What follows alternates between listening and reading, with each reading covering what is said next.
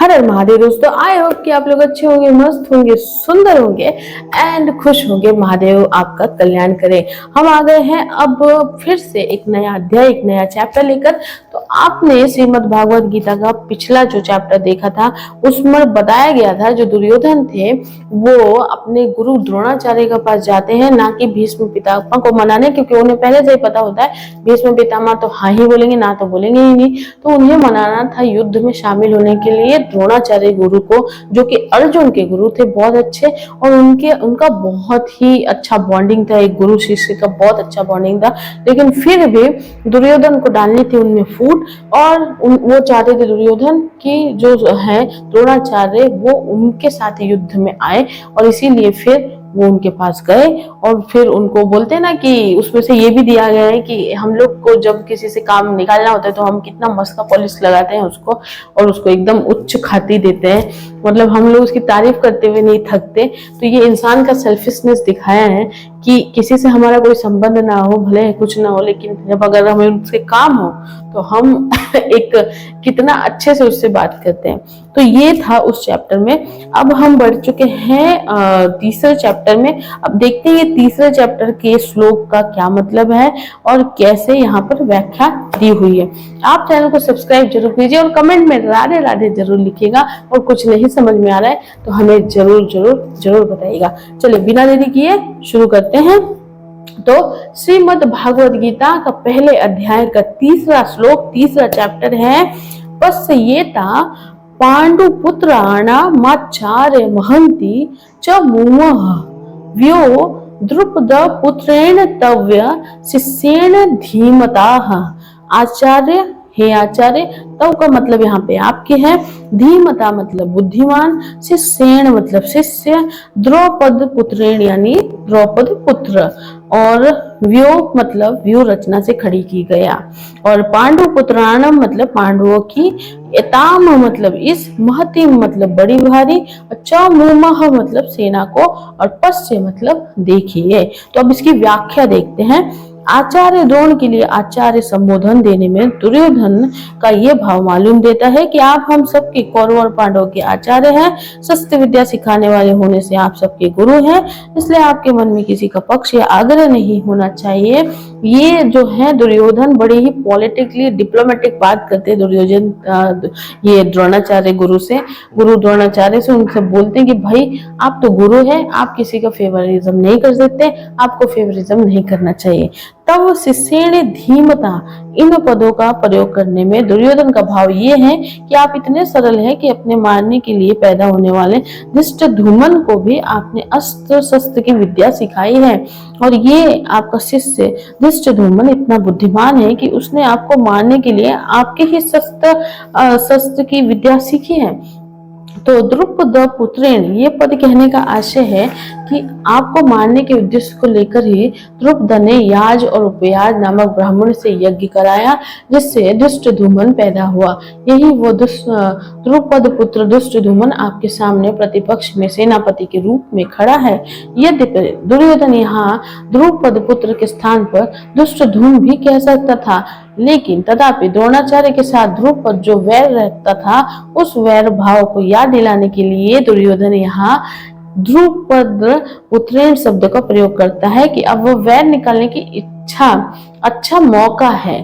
तो पांडु पुत्र प्राणाम एता व्यो महति चमुपस्य, तो इसका मतलब है द्रौपद पुत्र के द्वारा पांडवों की इस व्यूहाकार खड़ी हुई बड़ी भारी सेना को देखिए। तात्पर्य है कि जिन पांडवों पर आप स्नेह रखते हैं उन्हीं पांडवों ने आपके प्रतिपक्ष में खास आपको मारने वाले द्रुपद पुत्र को सेनापति बनाकर व्यू रचना करने का अधिकार दिया है।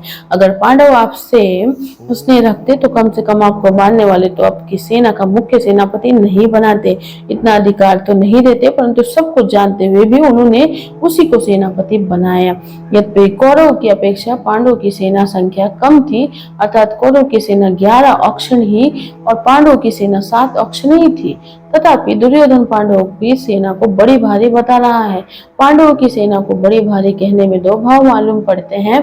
पहला, पांडवों की सेना ऐसे ढंग से व्यूहाकार खड़ी हुई थी जिससे दुर्योधन को थोड़ी सेना भी बहुत बड़ी दिख रही थी और पांडव सेना में सबके सब युद्ध एक मत के थे। इस एकता के कारण पांडवों की थोड़ी सेना भी बल में उत्साह में बड़ी मालूम दे रही थी। ऐसी सेना को दिखाकर दुर्योधन द्रोणाचार्य से कहना चाहता है कि युद्ध करते समय आप इस सेना को सामान्य छोटी ना समझे, आप विशेष बल लगाकर सावधानी से युद्ध करें। पांडवों का सेनापति है तो आपका शिष्य द्रुपद पुत्र ही, अतः उस पर विजय करना आपके लिए कौन सी बड़ी बात है। ऐता पश्य कहने का तात्पर्य यह है कि ये पांडव सेना युद्ध के लिए तैयार होकर सामने खड़ी है, अतः हम लोग इस सेना पर किस तरह से विजय कर सकते हैं, इस विषय में आपको जल्दी से निर्णय लेना होगा। तो द्रोणाचार्य से पांडवों की सेना दिखाने के लिए प्रार्थना करके अब दुर्योधन उन्हें पांडव सेना के महारथियों को दिखाता है। ये चैप्टर यहाँ पर समाप्त होता है और ये जो श्लोक था, ये श्लोक बताया गया है, इसका कंक्लूजन ये था जो दुर्योधन था वो बड़ा ही चालाक था प्राणी, कि मतलब वो द्रोणाचार्य को अभी उसको भड़काना है। अभी पांडवों के खिलाफ, अर्जुन के खिलाफ द्रोणाचार्य जाएंगे कैसे, क्योंकि अर्जुन तो बहुत अच्छा शिष्य था द्रोणाचार्य का, वो अपने पुत्र जैसा उसे मानते थे, तो उसके खिलाफ जाएंगे कैसे। तो अभी दुर्योधन ने एक ऐसे व्यक्ति का नाम लिया जो व्यक्ति द्रोणाचार्य का शत्रु था, गुरु द्रोणाचार्य का शत्रु था, और वो उससे बनती नहीं थी, लेकिन वो जो व्यक्ति था वो पांडवों की सेना का सेनापति था। तो अब दुर्योधन को पता था कि भाई ये गुरुजी की ये एक वीक पॉइंट है, इसे दबाते हैं। तो फिर उन्होंने जानबूझकर दुर्योधन ने उस व्यक्ति का नाम लिया और बताया कि अगर पांडवों को आपसे प्यार होता, पांडवों को, ये देखिए ये कैसे आग लगाने वाली बात होती है कि नहीं। हम सबके बीच में ऐसा कोई होता है कि ना किसी न किसी कोई ना कोई चीज पर आग लगा ही देगा। ये देखिए कितना कोड रिलेट हो रहा है श्रीमद् भागवत गीता ना, आपके जीवन से एक एक पल पे एक एक चीज पे कोड रिलेट होगा। आप जैसे जैसे देखते जाएंगे, आप जैसे जैसे सुनते जाएंगे ना, आपको समझ में आएगा कि आपकी जिंदगी में भी यही हुआ। एक ऐसा व्यक्ति जरूर था कि आपके बीच में उसने आग लगा दी। युद्ध की जरूरत नहीं थी, कलेश की जरूरत नहीं थी, फिर भी कलेश करवा दिया। ये ही वो व्यक्ति होता है जो सबको भड़काता है और एक दूसरे में झगड़ा लड़ाई लगवाता है। तो दुर्योधन को तो अपना काम निकालना था, तो दुर्योधन ने फिर लगा दिया आग। अब द्रोणाचार्य को लगने लगा कि भाई मेरा जो शत्रु है उसको सेनापति कैसे रख दिया पांडवों ने। तो फिर अभी वो एकदम सोचने लगे इस बात पे कि यार ठीक है, फिर मैं तो कौरवों का ही साथ दूंगा, क्योंकि मुझे तो वो शत्रु को मार गिराना है।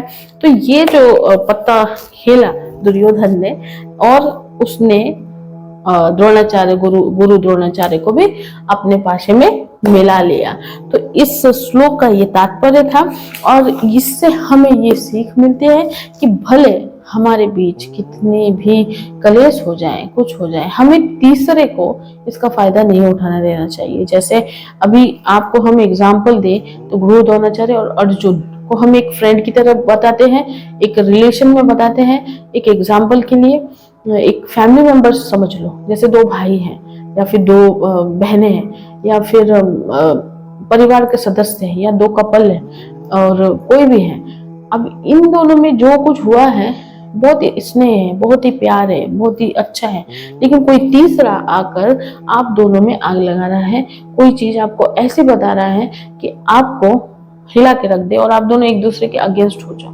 तो ये बात वो इंसान तभी कर सकता है, आप ध्यान दीजिए, ये बात वो इंसान तभी कर सकता है जब उसके पास आपकी कमजोरी हो, और वो कमजोरी आपको तभी हैम्पर कर सकती है जब आप उस कमजोरी को छोड़े नहीं हो। आपको किसी से बदला लेना हो या फिर आपको मन में रह गया हो कि हाँ इस इंसान ने मेरा बुरा किया था या इस इंसान ने ये किया था, अब इसको, ये तो दूसरी पाली में है, अब वो जो भड़काने वाला होगा वो तो पूरी ट्रिक लगाएगा, पूरी सब कुछ करेगा कि आप भड़क जाओ, आप कलेश कर लो, क्योंकि उसका तो मकसद ही कलेश कराना। अब ये आपके ऊपर है।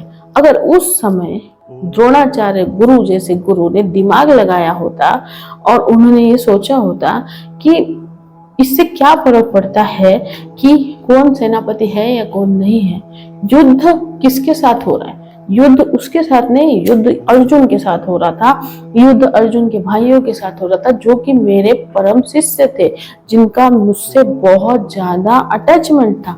पर गुरु द्रोणाचार्य ने क्या किया, वहां पर गुरु की ख्याति हटा दी और ले आए अपने अंदर एक, बोलते ना, जेलेसी वाला इंसान, जो कि ये सोच रहा है कि यार मुझे बदला लेना है। समझ रहे हैं आप कोरिलेट कर पाएंगे इसको कि हम वही बोल रहे हैं सेम।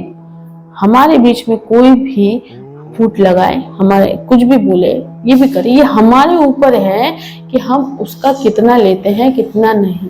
अगर हमारा रिश्ता उस इंसान के साथ बहुत अच्छा है ना, तो कोई भी हमें भड़का नहीं सकता, कोई भी हमारे अंदर फूट नहीं लगा सकता, क्योंकि ये विश्वास का खेल होता है, प्यार का खेल होता है। और अगर हम आसानी से भड़क जाते हैं, आसानी से कोई फूट लगा देता है, तो वो प्यार है ही नहीं, ना विश्वास है दो रिश्ते में। आई थिंक कि आपको हमारी ये परिभाषा समझ में आई होगी। ये हर एक चैप्टर आपको ज्ञान से भर देगा, आपकी निजी जिंदगी को क्लियर करता चला जाएगा। तो श्रवण जरूर करिएगा। हम आपसे मिलेंगे अगले एपिसोड में अगले चैप्टर के साथ। और कुछ भी समझ नहीं आ रहा हो कमेंट करिएगा, कमेंट में राधे राधे जरूर करिएगा। हर हर महादेव, बहुत बहुत ख्याल रखिए।